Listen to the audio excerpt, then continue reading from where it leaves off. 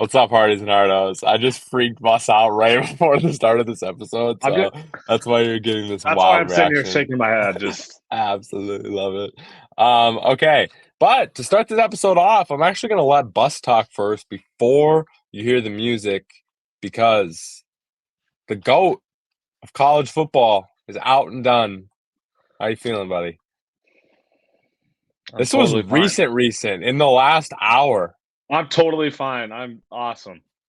No, I'm not. I'm crying so much on the inside. This is painful. Here I was just having a good old Wednesday, good old hump day, and I'm at practice and enjoying practice and trying to get better for our games this weekend. And I come out to practice to a million text messages and notifications from Literally. Bleach Report, ESPN, Twitter, whatever.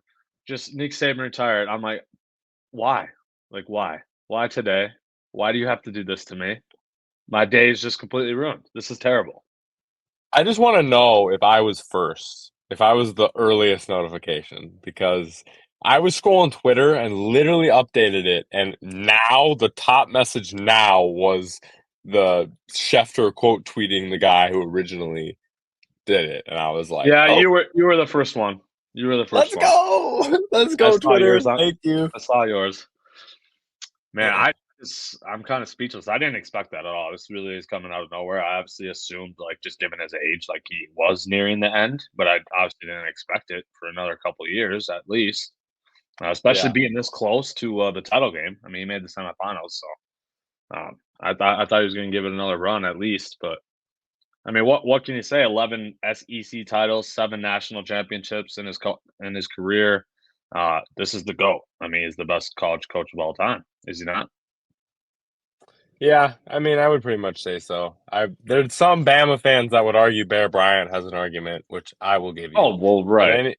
but pretty much anybody else in college football is probably not have the resume that Saban does to even be in the combo.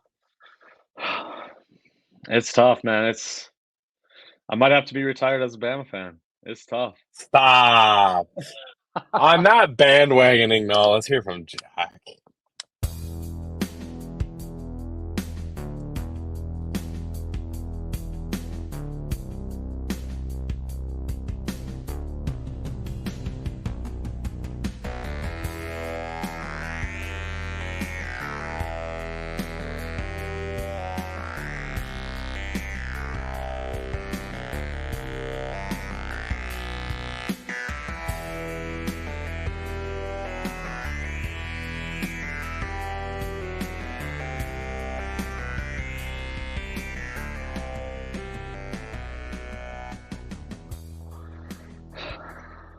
All right, y'all. The Heinz Ward episode 86. That's the best I could come up with, Spinny. He's fine, right? Did he make I the like. Hall of Fame? I don't think Hines Ward's in the hall yet. I Hines didn't Ward's think so one of either. those borderline wide receivers, I think. But yeah, that's a good one. The Hines Ward episode. Let's go with that. Yeah, we'll take him. We gotta start this off with headlines because, like your headline says here on the screen, what a wild day it's been today and these last couple of days. Woo! Like, there's just been so much shit going on, man. I mean, my phone here is just full of notes of headlines, just because there's been that many. We'll start with one that also came out today. Netflix making a quarterback-like series, except for the NBA now. They're going to follow 5 stars. They're following LeBron, Tatum, Anthony Edwards, let's go, Jimmy Butler, and Domantas Sabonis. Spinny, I absolutely love this idea.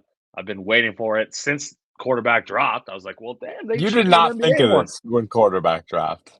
It was only like a week later that LeBron was like, I'm going to What? make one of those shows. Oh, I am going to okay. produce one of those shows. I don't know if he's producing this one. I would imagine he's involved since he Yeah. came out right away and said we need to do this. Um, but right from the get go, I was like, why don't they do this for all sports? I mean, just that exposure, and I mean, fans love that kind of stuff. So I'm really glad that they're doing this. That's for sure. Speedy doesn't have any audio here. Hard as you'll have to drop comments below. Let us know what you guys think about this idea Netflix is throwing around out there. I'm also curious as to when they started recording for this show, because there's been some interesting drama going on this season with some of these players, particularly Ant.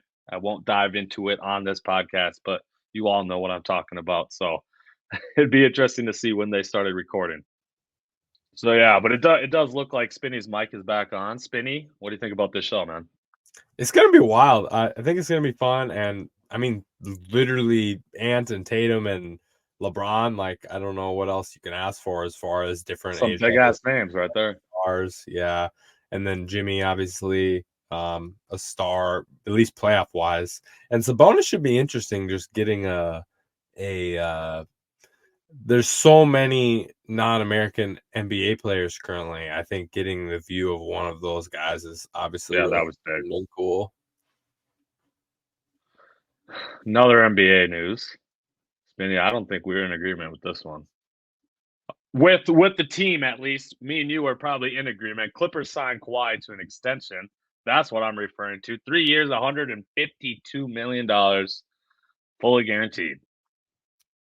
This was not the right move at all. I'm assuming you're in the same boat or no? I've Are you actually this has about been it? a tough one for me. I've been going back and forth all day about this one, thinking about my take. I don't think it's a great move. I do understand it though, because like, what else are you gonna do? Who are you gonna Yeah, trade Kawhi right, for? right. Who's gonna trade Yeah, for Kawhi? You're never gonna nobody. get the Right. value of anything in that situation. And Paul George, it sounds like they're working on that. That makes a little more sense to me. But you kind of knew that the Clippers were locked in here, and there wasn't there much they could do unless they were going to tear it all down, which their owner's not going to do right now, given all that he's put into this. So it's just kind of what it is. Yeah, that is a fair point, but it's just like I can just totally envision these next 3 years him missing half the season every year, just like normal, like or getting hurt right when the playoffs start, like Yeah. things we've been seeing these last couple of years. I mean, these what 4 or 5 years the Kawhi and PG have been on the Clippers together have kind of been a disaster, if I'm being honest, given how much money they've had to pay him, as well as losing all their draft capital just to get PG on the team. Yeah. So, Plus in that's that regard, I totally which get it. Like you said, all your points, I get that, but still, I don't know if I would have done it yet. yeah, I can see that. Can you imagine if the Clippers just would have let it play out with what they had and kept SGA and just went from there with all their capital and everything else they had? Would they be in a better position right now than they are? I don't know. It's kind of an interesting discussion. If only Kawhi knew who SGA was about to become, because then he would have never been like, "Nah, you got to get me PG2 for me to sign here." I He could have know. just rocked with Shy and be Shy and Kawhi together, but nope. Next headline, Spinny. As we've all seen by now, the Saints went into victory formation at the 1 yard line, and they ran the ball instead of kneeing. Jameis Winston took full blame, I guess. He obviously didn't think it was anything wrong, so blame is probably not the right word. But he said it was all him and the team. It was a team decision. Dennis Allen wanted him to kneel, and they decided to run the ball instead. So many people are getting pissed at this. Spinny, where do you land on this issue? I'm probably in the minority, but I don't give two craps about this. I literally don't care at all. I get there's a respect thing and a blah. I get it. NFL culture. There's so much of it. I get it. But this was to get a guy a touchdown who hadn't had one all season, who had led the league in touchdowns the year before, struggles, ups and downs on the season for him. And they wanted to get him one as teammates. Decision they made as a team. You were down 41-17 or 34-17 or whatever it was. It's like, does it matter? It's not going to look any different on the score sheet. Nobody cares. I get also, though, Arthur Smith's reaction, given all that culture, plus the man knew he was probably on his way out. So I understand all the pressure and all the reaction from him. But I did not think it was as big of a deal as everyone thinks it is. Yeah, I'm pretty much with you. I did think about it a little more. Look, kind of disrespectful thing. was coming out in victory formation and Yeah. then to run the ball while you're in victory formation. That kind of threw me off a little bit. Like, if you want to run the ball, fine, but just run a regular play. Don't act like you're gonna need the ball. You know what I'm saying? No, that makes sense. That I can get Yeah. behind. I didn't even think about that So angle. So yeah, that makes sense. All right, I'll give you that one. either way, though, Jameis Winston, his interview was hilarious. I love Jameis Winston. I know he's had some ups and downs and stuff, but man, seems like he's really figured it out as a human and a teammate and all that stuff. So he is hilarious. Yeah, he really is. NFL. Well, actually, we got to do this one. The title game, college football, Michigan. They beat Washington 34-13 after they pulled away in the fourth quarter. They dominated both lines of scrimmage, which is kind of what a lot of people anticipated. To me, I never really thought Washington would win the game as it was playing out. I obviously wanted Washington to win. I picked Washington, but they were getting dominated the whole game. Penix was constantly getting pressured. They were just running the ball down their throats on the offensive end. It kind of just went as I thought it might. So I don't know. It was underwhelming national championship, as have been these last however many years. It seems like there's always a blowout. Man, I kind of disagree though, because like this was a one possession game until like 7 minutes left in the game. Right, but if you just look at the yards and everything, like Yeah, Michigan had yeah, way yeah. more But yards. Like, Washington was getting key stops, and they were doing enough stuff to keep them in the game on offense. But on a consistent basis, you were right about the line of scrimmage thing. Michigan, especially on the defensive end, dominated until this late in the third time when I thought Washington was going to go on a run. I legitimately did. They were looking good. They were finally getting some decent blocking for Penix, and they were in Penix's head. He could not hit his normal balls that he's completing 95% of the time. He was missing. So, yeah, wide open receivers. yeah, so that was tough for him, but a good job at Michigan. Just when you get pressure on somebody all night like that, you start feeling it more, you know? Right. That's the thing, and that's what got to him. So shout out to Michigan on that. But I actually enjoyed this game a lot. I was genuinely interested, and I genuinely thought Washington had a chance to win. So I thought this was one of the best title games in the last few years. That's wild. I mean, I guess considering what we had to watch last year, Yeah. it is. That's for sure. Uh yeah, I mean, I guess shout out to Michigan. They ended their drought. Harbaugh got it done. Uh I guess before we start talking about these NFL coaches, do you think Harbaugh's going to jump to the NFL or no? There's definitely something to it. He hired a whole new agency situation. He Oh, he had did. I didn't even see that. Okay. talking about it. So there's definitely some juice to this, but I don't think it's guaranteed by any means. Right. Yeah, that's pretty much where I land. I'm right in the middle. I can't decide what he did because, like, there was all these rumors last year that he was going to go too, right? And then he's like, "Nah, Yeah, I'm just going to come back, run it but back." Harbaugh hired Don Yee, who was Brady's agent, who's Sean Payton's agent, kind of Okay. a big NFL name. So I think there's definitely some rumors to it, and you could tell like Harbaugh loves the NFL. Like he wants to win there, and so I think he's going to do it at least before the end of his coaching career. Now on to the NFL coaches: Ron Rivera, Arthur Smith, Mike Vrabel, all fired. Pete Carroll stepping down as head coach after 14 years with the Seahawks, likely to remain with the team in some sort of advisory role. This leaves us the Commanders, the Falcons, the Titans, the Panthers, the Raiders, and the Seahawks as of right now that need coaches. One would assume Belichick's going to lead, but you never know. That's still obviously being discussed. I guess to tie it back into Harbaugh, would you like to see Harbaugh at any of these teams, Spinny? Harbaugh with the Chargers is very interesting. Him working with Justin Herbert, that's obviously the one instantly. That's fun to me. I don't think you bring. I don't know. It's Seattle's. I've been thinking about Seattle a lot this afternoon, and it's like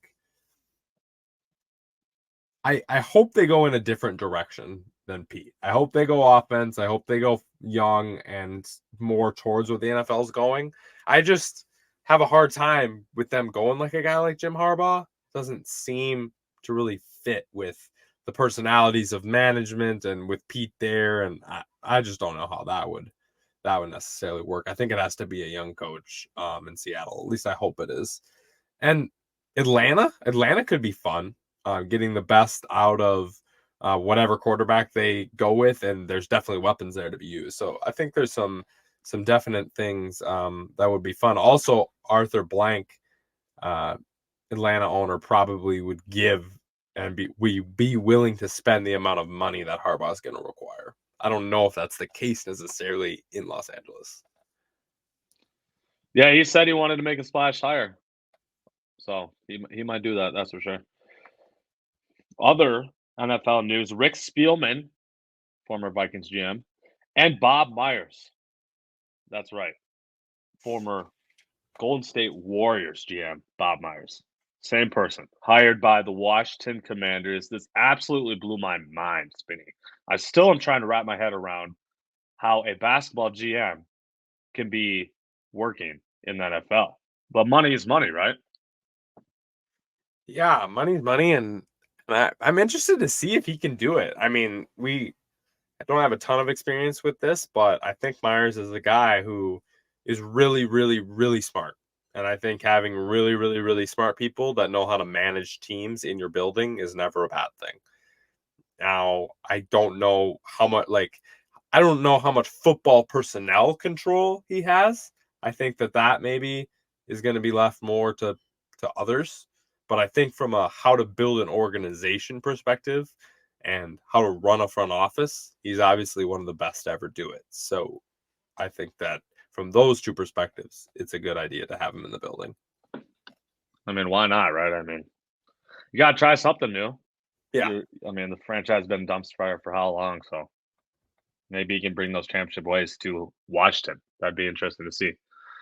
Spady, I think it's time we dive a little more into the NFL and all these teams. We are now going to discuss off-season needs for all the teams.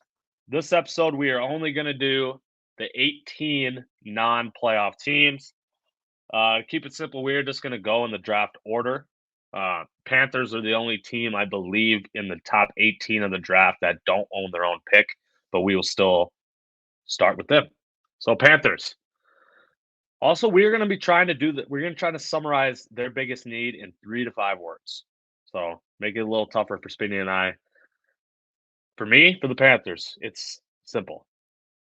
My saying is help Bryce Young. What I mean by that, O-line and weapons. This man had no weapons. This man had no O-line all season. Sure, he was terrible. I'm not trying to put all the blame for Bryce's struggles on those two factors. But I mean, I can't even think of a worse situation for a rookie QB in recent memory to come into. That team, that whole organization has just been a complete mess this year. So help Bryce Young. That's Panthers' biggest need this offseason. Protect your investment, right or wrong. You got to protect Bryce Young. You maybe made a bad trade, probably did, made a real bad one.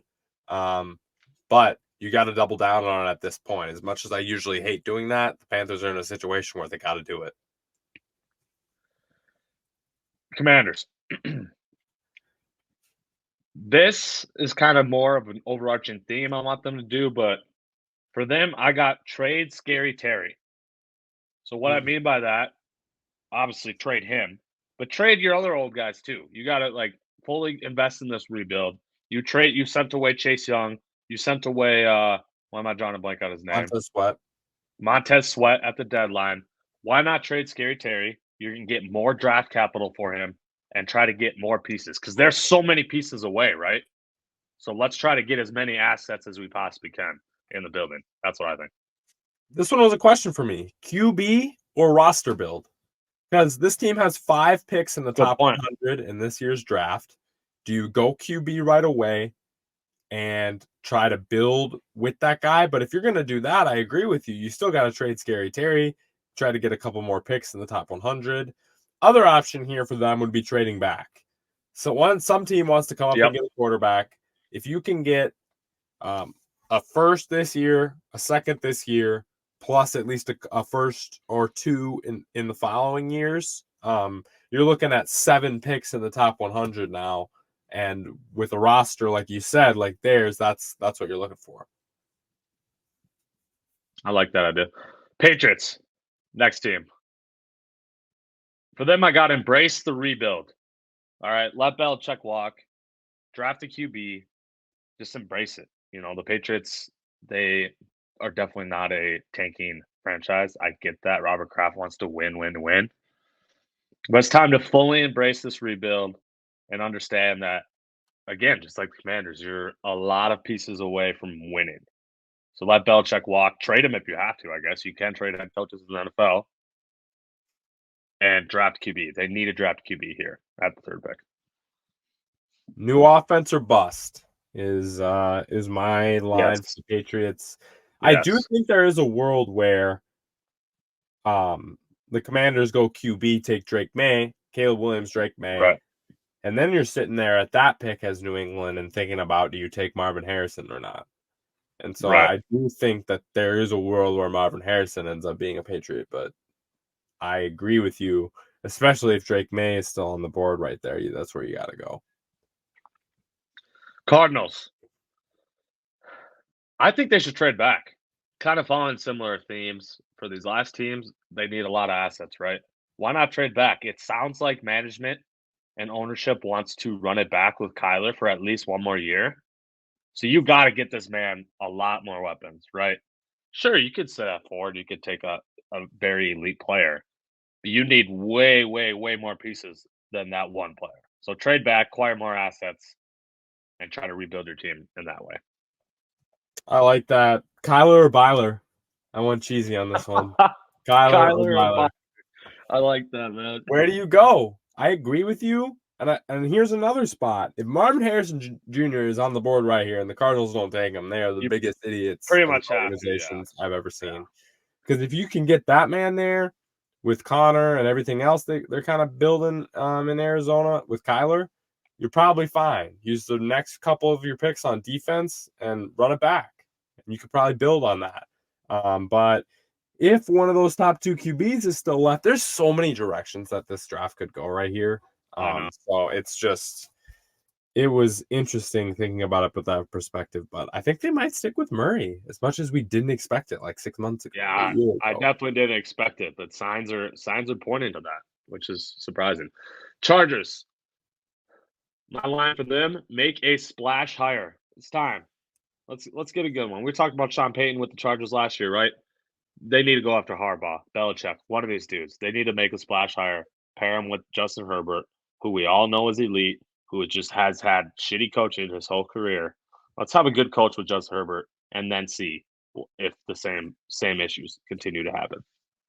Also, Chargers are going to be almost $35 million over the projected cap for next year. I know. So there's going to have to be a lot of cuts and different stuff going on with them. So they might look a little different.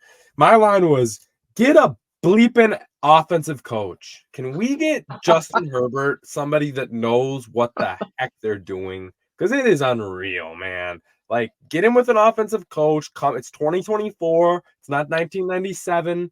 We don't need a defensive coach anymore, especially one like, I'm sorry, this is not a Rip Brandon Staley fest. You're right. But get an offensive coach. He was terrible. He was terrible. Giants. It's pretty simple. Lose Daniel Jones. I don't know why the hell y'all extended him last year. Get rid of this man. He sucks. Like, I get you might have to eat the money, whatever you have to do. Lose him. Get rid of him. Move on. GM said the Giants are going to add a quarterback this offseason via free agency or the draft. There will be a new quarterback in New York. Cutting your losses on Daniel Jones. 1 year after we all told you were idiots for signing him. Now I mean, I agree with it though. You got to cut your losses at this point. It's You what you have, got to yeah, do. you But have no choice. holy cow, it's crazy how much 365 days can affect your view on things. Wild. Who do we have next? Titans are next. I have the same point as the Patriots, and that is embrace the rebuild. Stop being stuck here in no man's land. Let Henry walk, which obviously that seems like they're gonna do. Get rid of Hopkins, Tannehill, all these older guys. Um, I did have on my notes coaching change too. Now that's already been done. You can already check that off. But you got to get rid of all your other old players now as well. So you got to fully embrace this rebuild. Tear it to the studs. That's where we're at with Tennessee. Start Same shit. over. You got a few good younger pieces. Trade everybody else that you got, and go forward. You know, Derrick Henry's probably a Raven. There's a lot of change going over. You just fired a great coach who you could have traded, by the way. But they Yeah. said Why? in an Like what? article, we just wanted to be done with it. We just wanted a quick solution here, which makes no sense. When there is a lot of teams that would have traded a third or a second round pick for Mike Vrabel. Everyone knows this is one of the Hell best yeah. coaches in the Vrabel's a league. beast. So, like, yeah, bad move there by Tennessee, but hopefully now they can embrace just tearing it down. We've been on the same page for a number of these. I'm Yeah. glad. Falcons. It's pretty simple. Hire any competent offensive coach. Anyone. It doesn't even need to be a stud. Just a competent coach. Because what I saw from Arthur Smith these past 3 years was just absolutely abysmal. He is a brutally bad coach. A competent coach will make this team a playoff team. Like they were already that close with Arthur Smith at the helm. That's all you need. That's all you need. New coach and use your offensive weapons. Like, Yes. I'm Like, tired come of. on. I don't know. Kyle Pitts might be bad. Everyone might be right. Kyle Pitts might be bad. But can we Right. at least throw him the ball a bunch of times and see Give him a first? chance. Can we Yeah, just give him a season with a bunch of targets and see what happens first at least? Because exactly. like it's unbelievable.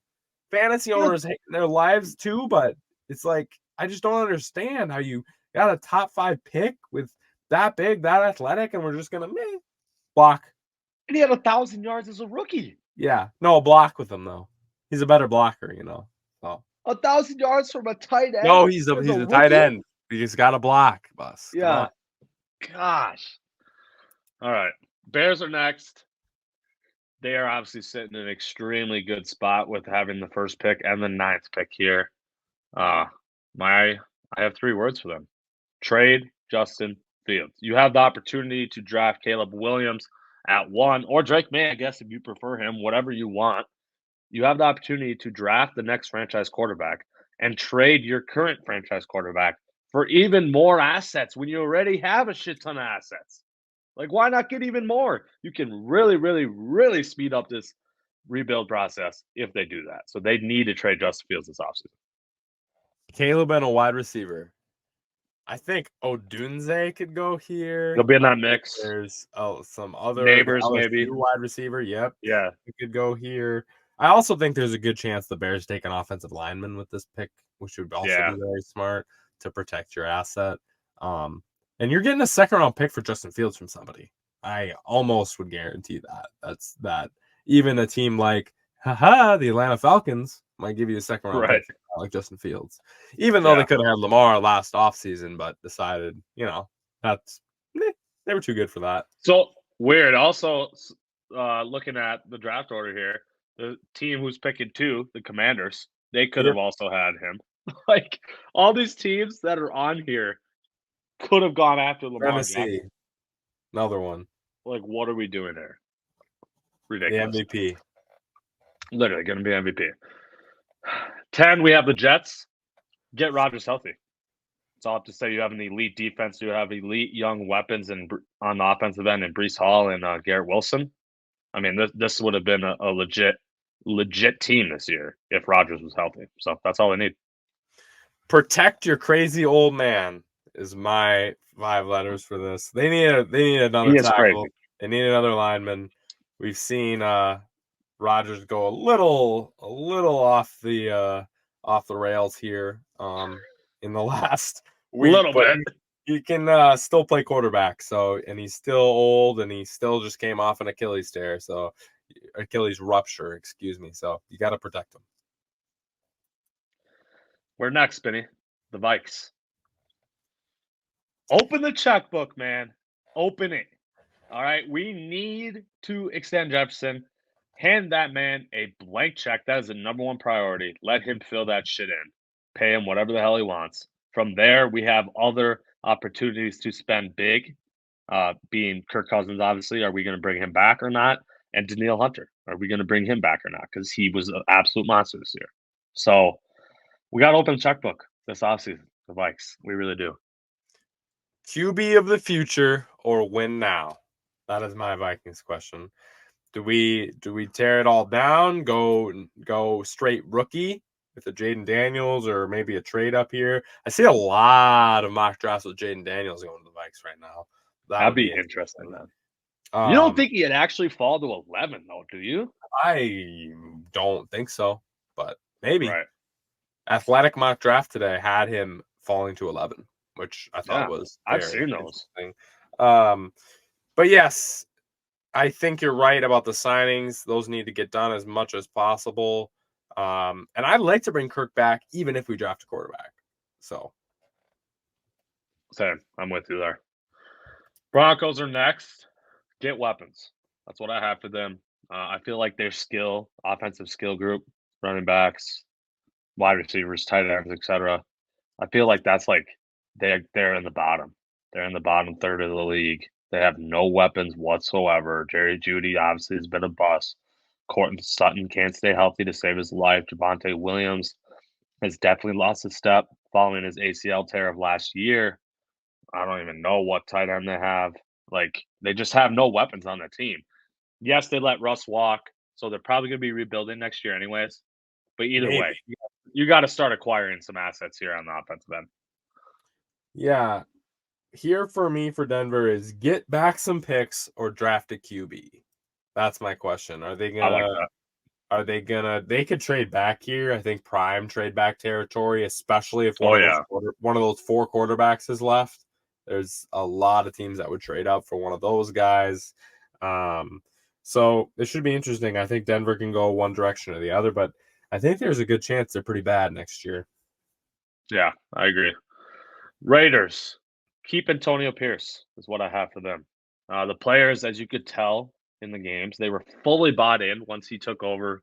Um, Word is that Devontae Adams really, really likes him, so that could potentially salvage that relationship and keep him on the team. Even though if I was a betting man, I would assume Devontae Adams would be on a different team next year. Um, and an interesting note is he's a defensive coach, right? Their defense went from 27th ranked during the weeks that McDaniel was the coach to 4th ranked. They were the 4th ranked defense in the weeks that Pierce was the head coach. Huge immediate improvement. And a lot of it is just simply because the guys are bought in. And you need that from your head coach. Figure out your direction. You got to cut Jimmy Yes. G. You got to trade Devontae Adams. You got to break it all down, man. I just they don't have enough pieces. Their defense has Right. been pretty decent, but they don't have enough pieces on the offensive end from the offensive line perspective. It's just make the Jets give you pick 10 for Devontae Adams, take 2 guys right here, and go with your hard rebuild. I can't imagine. If Devontae Adams is a Jet, I'll be so freaking pissed. I'll be so mad. I'd take pick 10 for Devontae Adams in one heartbeat if I'm the Raiders. Absolutely. Like, I'm more thinking like the Jets wouldn't do that. No, I don't think the That's what Jets would do that. yeah. But it's Rodgers. You never know. The Jets It's might Rodgers. do it. Right. This is their They window. gave Matt Hackett a job, for goodness sakes. They They gave gave, we're talking Matt Hackett. They gave Tim Boyle a yeah, job. they gave Tim Boyle a job. Okay. Saints. It's simple for me, man. Get younger. I'm not saying you got to cut all these dudes or whatever, but Derek Carr, Mike Thomas, Alvin Kamara, Demario Davis, Taysom Hill, Cam Jordan, Honey Badger. I'm naming some of their best players, right? And like all these dudes are over 30. Like you guys are old as hell. You got to get younger. They have to get younger this offseason. Can we get a pass rush? That's what I need from the New Orleans Saints. They need that too. Marcus Davenport, 2018 free draft pick left. Edge rusher Peyton Turner, 3 career sacks, kind of a bust. Bust, yeah. 2021 number 1 pick. And then as well on the offensive end, I know this isn't from they were last in the league in sacks. Definitely have a decent back end of their defense, but they can't get any pressure on anybody. And then you just need to draft better. Trevor Penning, too, got benched this year. Looks like he's a bust. Yeah. Also. So that was their first round pick, wasn't he? Yeah. Yeah. Unreal. 15th is the Colts. Personally, I think they should draft a wide receiver. That's what I have for them. I would target Neighbors or Dunze. Obviously, they'd likely have to trade up, I would imagine. I just think paired with Pittman, that'd be a really good duo for Anthony Richardson coming back next year, and especially with a good offensive coach like Shane Steichen. So I really hope they draft a wide receiver this offseason. I have one more playmaker or best available. I think this is a situation where they have they have all their assets as well, and I think they're young, and so you just want to get more talent on a team that already has a decent amount of talent from the playmaking perspective. They're close, so I think this is another trade back scenario as well. Try to get some more quality players on the team as well. So Seahawks 16. I have lines of scrimmage written down. Their offense and defensive lines are middle to below average. They're nothing special at all. They need to improve on both these sides of the ball to reach that next step. Obviously, they made the playoffs last year. We're hoping to do so this year, and I feel like a big part of their struggles this year were due to that fact. They couldn't put pressure on the QB, and they couldn't really protect Geno. So they got to improve both lines of scrimmage. Big rebuild coming? I think could there's be. a chance Could be. It's broken down to the studs. I heard Pete Carroll really fought to keep the head coaching job in these meetings, had a bunch of meetings with ownership. But one of the big things seemed to be that it seems like they're tired of being in this 9-8, 8-9 middle of the road. Right. Yeah. So purgatory. They're tired of being in purgatory. So I think there's a chance they go young with the head coach, they break it all down, and they try to rebuild it all, especially now that they're off of the giving away their own picks from the Russ trade. Legion of Boom. It's officially over, huh, Spin? Yeah. Pete Carroll, gone. I hope so. Hire a young offensive coach and pivot your organization. That's what you need right now in Seattle. It's a crucial time to do so. So, yeah. They got to figure that out this offseason, that's for sure. Jags. Not even much roster addition here, in my opinion. The biggest thing they need this offseason is a Lawrence leap. This man has to take the leap we've all expected him to do by now in his career. It's been 3 years, pretty underwhelming years so far in his career. So this is offseason. He's really got to lock in, man. He's got to put in that work. And he's got to take a leap next year for this team to reach its ceiling. I went lines of scrimmage for the Jags. I think they need an interior offensive lineman. Lawrence didn't perform at the level he needed to. He should have sat after the ankle injury. I don't even really 100%. count those 4 weeks. Personally, I know you should, but he shouldn't have been playing for the 4 weeks post that injury. So, yes, he played bad, but that's kind of what I expected. A lot of pressure up the middle from teams against the Jaguars this year. That's hard historically for Lawrence, as well as a lot of good quarterbacks. And on the defensive end, they need a pass rusher. Josh Allen was okay. They need another pass rusher, especially like if you could get it from the middle. That would be if you could get a tackle or a 3 technique kind of bigger guy and like Will Anderson type. That's what you need. Allen's a great speed rusher, but they don't have enough physicality on the defensive line. Yeah, no, I agree with that for sure. Last team here we're going to do. for episode 86. The Bengals, who hold the 18th pick. Real simple for me. Get Burrow healthy. This team would have obviously been a legit Super Bowl contender had he been healthy and playing. I mean, what, they won 8 games, maybe 9? 8 for sure. 9.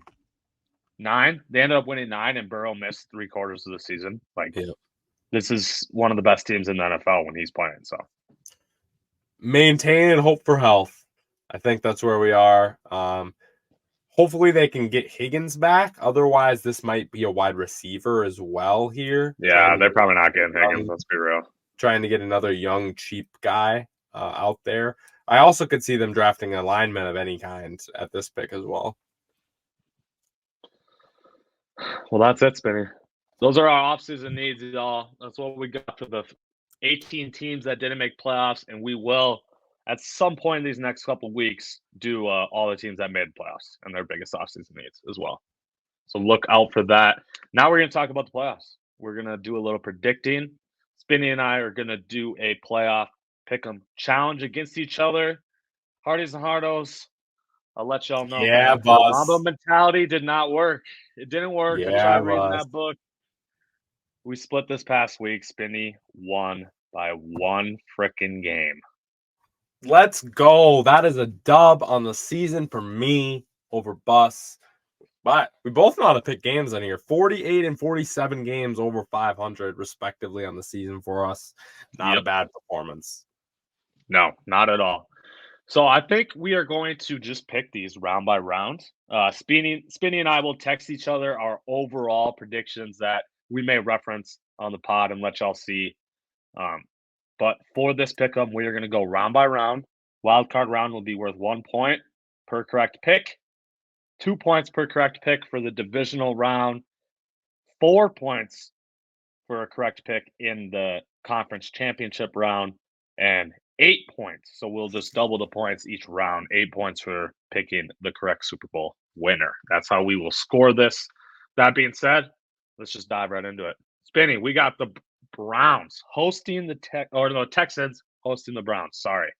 Who do you got in this game and why?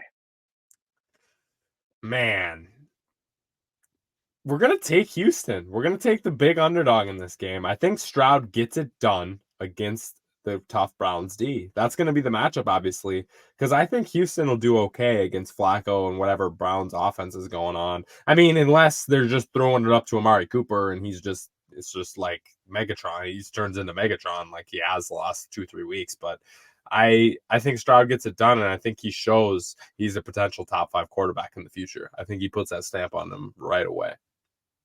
Well, I can't argue that because I hope you're right. But I'm picking the Browns. I've loved how they played the last 5-6 weeks since Flacco has taken over. Obviously, he has the playoff experience, and it's just a really tough spot, even though he's at home. It's a really tough spot for a rookie QB to be in, playing probably the best defense in the league in the playoffs. It's not going to be easy, but like I said, Spinny, I am going to be rooting for the Texans, so I hope you're actually right on that one. Next, we have the Chiefs hosting the Dolphins. This is maybe the easiest pick ever for me. I'm not going to lie. I've been calling them frauds all year, so I am definitely picking the Chiefs because I ain't picking the fraud Dolphins. Yeah, I don't think the Dolphins are frauds, but I also know the Dolphins are 0-10 in their last 10 games when the weather is below 20 degrees. It's going to be -5 projected temperature in Kansas City, and it's Patrick Mahomes. And as much flaws as the Chiefs have, I just have a ton of confidence in them in this game. Dolphins, man, they have the worst strength of victory out of all the playoff teams in the NFL. The worst. That screams fraud to me. Bills. They are hosting the Steelers. Isn't it wild that the Bills are the 2 seed? Like, I don't know. Just how up and down their season was. Like, I definitely did not anticipate that. I got to go Bills. I'm not trusting whoever the hell they're throwing out there, the Steelers at QB, whether it be Pickett, Rudolph, or Trubisky. I don't trust any of those guys. I'll just have faith in Josh Allen at home. I think I'll rock with that. This was the easiest one for me, taking Buffalo. Right. The Steelers There's can't no way win. the Steelers The win, Steelers right? can't win without TJ Watt. That's been Oh, that's shown true. over Yeah, he's out. He's out. No I forgot TJ about Watt. that. If TJ Watt was in this game, I might have picked against you Then right they there, might. just Yeah. because I could see Josh Allen having his down slope of the mountain game, and the Steelers doing something crazy. But with no TJ Watt, I'm taking Buffalo. 10-point favorites for the Bills. 10? Is it really? I didn't even Yeah. see the line. That is wild. Huh. Now we're switching to NFC. Cowboys are hosting the Packers. This one is going to be really hard for me to watch because I absolutely hate both teams.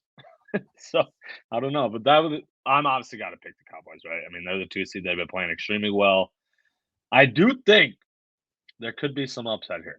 I do just with how well Jordan Love's been playing lately. I think he has 18 touchdowns, only one interception in his last 6, 7 games or something like that. Don't quote me, but that's something I heard. But the Cowboys they just play too damn well at home, man. I don't know. I got to take them. Yeah, Cowboys are unbeatable at home. I really want to pick the Packers because I think there's a chance because there is a ton of pressure on I Mike actually McCarthy. think they could Mike win. The McCarthy loses Packers. this game, he's fired. He's I fired, 100%. 100% feel like that. Yes. And pressure against your old team in a situation puts you in a situation. If it's tight late in the game, you got to make a timing call. You got to make a late game call. And we all know Mike McCarthy sucks at that. So Yes, if this absolutely. game is close late, I think the Packers could pull something crazy. That being said, Dallas has been the best team at home all season, undefeated. I cannot pick against them at home in the first round, so we're going to go with Dallas. Lions are hosting the Rams. Here's where I finally take a road team. I am taking the Rams. That place is going to be rocking, right? They haven't had a home playoff game in 30 years in Detroit. So that place is going to be absolutely rocking. I get that. Almost any other QB, I would be sus to pick the road team in this game. But we're talking about Matt Stafford, a guy who played the majority of his career in that stadium. Like that doesn't. I'm not worried at all about that when it comes to Matt Stafford. He's got elite weapons in Cooper Kupp and Puka Nakua, and Kyron Williams is also. I would assume. Trying to think of the running back stuff off the top of my head for all these teams. Like he's got to be a top 5 running back in the playoffs right now, Kyron Williams. Yep. So I'm taking them. Sean McVay's got the experience in the playoffs. Dan Campbell doesn't. I think this points to an upset. This game. I was really hoping you were picking the Lions because I'm going to take the Rams. You're taking the Rams too? Yeah, coaching quarterback. That's what I'm saying. That's what it comes down to. And the Rams healthy. I just have more confidence in their best players and way more confidence in their quarterback and their coach. Yes. So, Rams. Yep. That's all it comes down to. Last game here. Eagles are going on the road to play the Bucks in the 4-5 matchup. I'll be the first to say it, Spinny. I'm taking the Bucks. I am. As much as I actually want to pick the Eagles, just given the talent they have on their team, obviously. You can't go 1-6 in your last 7 games and expect me to pick you, or 1-5 in the last 6 games, whatever the hell it was. Like this is one of the worst collapses, if not the worst, I have seen to end a season from a good team. I can't pick them. There's no way they win. Plus, AJ Brown is not going to play. Yep. All signs have pointed to him not playing. So I'm taking the Eagles. Too much talent. You are. They're favored by 3 at Tampa. So I just gotta go with I gotta try to get one up on you and go with the more talented team here. But I agree with you. I don't love picking the Eagles. It's not my favorite thing to do. They've looked like trash. And if AJ Brown's out, that really scares me with how important he is to their offense. But I gotta go with the talent and the points here. Well, there you go, y'all. That's what we got for our wild card round. Hopefully, I can win this damn playoff challenge since Spinny's rat ass beat me in the regular season. Nah, we're going 2-0, baby. I still think it's absolutely wild that you only beat me by 1 game over the course of a whole season. Like we were just that close the whole season. That's wild, dude. All right, we're gonna finish off episode 86, Hines Ward episode. We're gonna predict some awards now. NFL season's wrapped up. We got to run through the awards. Spinny, you have the odds, don't you? Yep. All right, let's run through them. Let's start at the top. MVP. Tell me MVP, top 3 odds, and then we'll pick. Pretty much done. Lamar minus 10,000, Christian McCaffrey plus 425, Dak Prescott plus 1,800. Yeah, we're both taking Lamar. Right? This is all wrapped up. Best team in the NFL, best player on the team. So, Offensive player of the year, kind of a two-man race. CMC minus 375, Ty Hill plus 275, CeeDee Lamb plus 1500. Only one close after that. This one is obviously tough. It's definitely a two-man race, like you said. I think I'm gonna go CMC. I think I am. Yep, I had to. Yeah. Defensive player of the year, Myles Garrett, Micah Parsons, TJ Watt. Minus 200 for Garrett, plus 300 for Parsons, and plus 400 for Watt. I'm going to go with Garrett here. I think when you're on the best defense as well, and you've shown how much your impact affects the defense, you got to go with that guy on this season. Yes, I'm completely with you for those exact same reasons. Offensive rookie of the year, two-man race, not even giving you more odds than that. Stroud minus 1,000, Puka plus 450. What do you mean? I want to pick You want to pick even Zay trying to even plus think of another rookie. 15,000 or Laporta plus 15,000? I want to pick I'm trying to even think of like the most random, irrelevant rookie of all time, and that's who I want to pick. Oh yeah. Okay, this one. I'm so torn. I want to pick Puka. I really do. But it's like we saw this with Jefferson. Jefferson Yeah. broke the records and still didn't win. So it's like, what the hell do you want the receiver to do? Like Jefferson at that time had the best rookie season you could possibly have from a receiver and still couldn't win rookie of the year. I just don't see that changing for poor Puka after this absolutely historic season from him. Obviously, Stroud's very deserving. I'm not saying he isn't, but so I'm gonna pick Stroud, but I wish I could pick Puka. I'm going to pick Stroud too. You're right. You convinced me. Defensive rookie of the year, Jalen Carter minus 225, Will Anderson plus 225, and Kobe Turner plus 600. Top three. This is where I'm finally not going to pick a favorite. I'm taking Will Anderson. I am. I think Jalen Carter's he's been the favorite since literally week one. But I think the collapse of the Eagles combined with like this kind of rise, if you want to say, from the Texans, I think that might play into it. And especially Will Anderson, he's been feasting his last couple weeks as the Texans have continued to climb up the rankings. So I'm going Will Anderson. Plus, he's my Bama guy. So, I got to shout him out. Yeah, I think old Jalen Carter gets this done. He's been the start to finish leader. I just think they give him credit for the consistency he's maintained the whole season with his performance. Yeah. Comeback player of the year. DeMar Hamlin, another one that has kind of led for seems like a year from now. Minus 300 though only because Joe Flacco has kind of stole some storylines here. Plus 200, and then Baker Mayfield plus 1,500 is third. This is so tough because it's like, what like how do you want to look at it, right? Do you want to look at it as coming back from like an injury slash obviously Flacco wasn't injured, but like retirement? You want to look at it as coming back from a shitty season, leading your team to the playoffs in Baker? Or do you want to look at it simply, this dude almost died on the field. Yep. And now he's back in the NFL. So like all three are extremely deserving to win this award this year. That's why it's so tough to pick. I'm obviously just going to stick with DeMar, given like he literally basically died on the field. So any other year though, like Baker could literally have won this award any other year. I'm sticking with DeMar too, but I kind of personally hope a little bit that Joe Flacco gets it. I'd love to see that. Like in terms of actual performance, it should be Joe or Baker, right? Like because DeMar's barely like what he's played 10 snaps, I think, on the season type deal. So is that it? We got Coach of the Year too. Coach of the Year. Stefanski, Ryans, and Steichen all tied plus 1,000.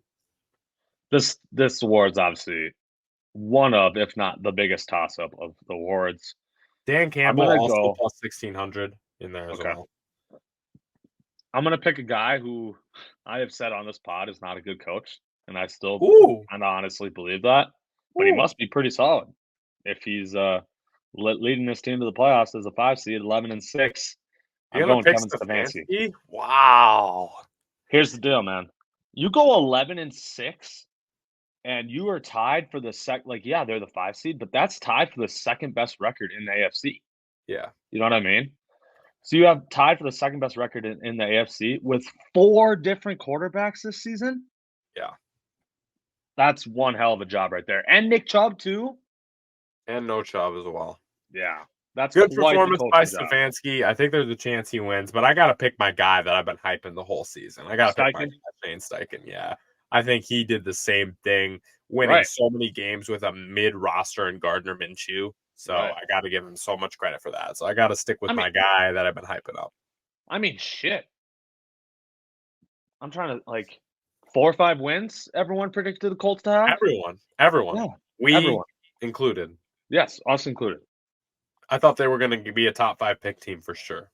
Yeah, yeah. So from that perspective, I can see that. That's why it's such a toss up, man. It's like they had no expectations and they blew everyone out of the water. Browns actually had some expectations going in, though. You know what I mean? But also had a bunch of injuries too. So they had a bunch of setbacks from the injury perspective along with that. So it's kind of it's rolling the dice. And Ryan's obviously we both pick Houston to have 3 wins. So D'Amico Ryan's obviously in his, making the playoffs and winning the division and all that Yeah. crazy stuff. Like he's got a huge case as well. It's a really tough year for Coach of the It's Year. yeah, it's a dice roll. I can't really, I won't complain either way. No, Whoever wins, as long as agreed. it's one of those three, I think. One of those 3 guys. Well, that's it, y'all. That's episode 86. That's the Heinz Ward episode. We hope y'all like that. I know it's a lot of NFL talk, so we'll be sure to get in some NBA next week. Probably we'll throw in some NBA talk for you. But it's like one of the most exciting times of the year, Spinny. We had to, man. Playoffs. They're starting this weekend. Let's Yeah, go. it's that time of year. We got to talk NFL a lot. Also, thanks for sticking with us through this. I know I kind of sound like I smoke 2 packs a day right now.